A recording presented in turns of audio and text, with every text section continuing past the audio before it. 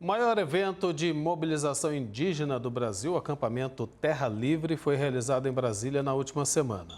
Representantes de cerca de 200 povos do Brasil e 40 de outros países ficaram acampados na área central da capital do país e apresentaram uma série de reivindicações aos poderes públicos. Entre elas, uma comitiva formada por comunidades transfronteiriças de Roraima, que apresentou uma carta à ministra Sônia Guajajara pedindo atenção do governo federal junto aos povos originários da Venezuela que estão no Brasil.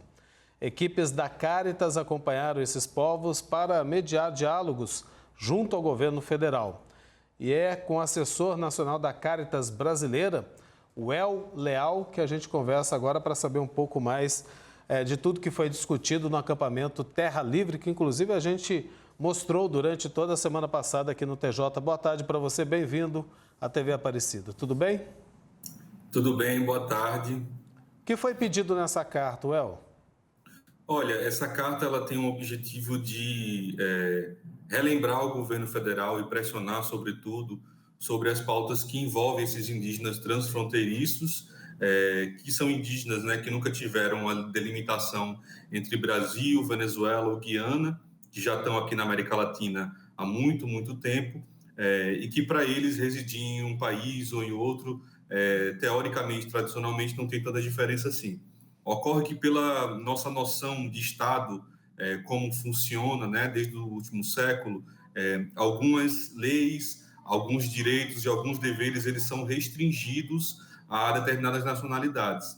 Então, essa questão ela acaba envolvendo, né, qual é a percepção que o governo federal tem em relação às decisões judiciais, à regulamentação desses povos, ao atendimento de saúde, por exemplo, ao atendimento voltado para as questões migratórias especificamente, né, ou para questões especificamente indígenas. E muitas vezes, quando a gente reivindica os direitos indígenas aqui no Brasil, eles estão se referindo apenas para os indígenas no Brasil. E aí temos essa nova condição, digamos assim, que não é tão nova assim, mas que a gente está procurando, né, debater, enfrentar e questionar em relação a isso, como é que fica a situação desses indígenas que não nasceram no Brasil, né, mas que fazem parte da América Latina, fazem parte de todo o contexto aqui local. Então, essa carta, ela busca pressionar o governo federal para tomar medidas cabíveis em relação a essa situação, né, porque esses indígenas, eles não têm um território aqui no Brasil, né? Muitos deles vivem em condições subhumanas, né? Com bastante necessidades, principalmente na área da saúde, e que não conseguem um atendimento específico por serem, né, da Venezuela. Well, muito boa tarde para você. A realidade dos povos originários no território brasileiro é de muita luta, espaço por reconhecimento. A dificuldade dos venezuelanos é muito maior do que os daqui, não? Exatamente, são dificuldades, né, distintas. Enquanto parte dos indígenas do Brasil eles estão em um conflito muito grande agrário, né, algo que já se passou na Venezuela recentemente, inclusive, que existiram conflitos com agentes de segurança internos, né, inclusive parte dessa migração veio para o Brasil justamente porque aconteceu disputas territoriais lá. É algo parecido que acontece aqui no Brasil com as disputas, né, com grileiros, com setores, né, mais difíceis de lidar do agronegócio, que são contra os direitos e as posses das terras indígenas.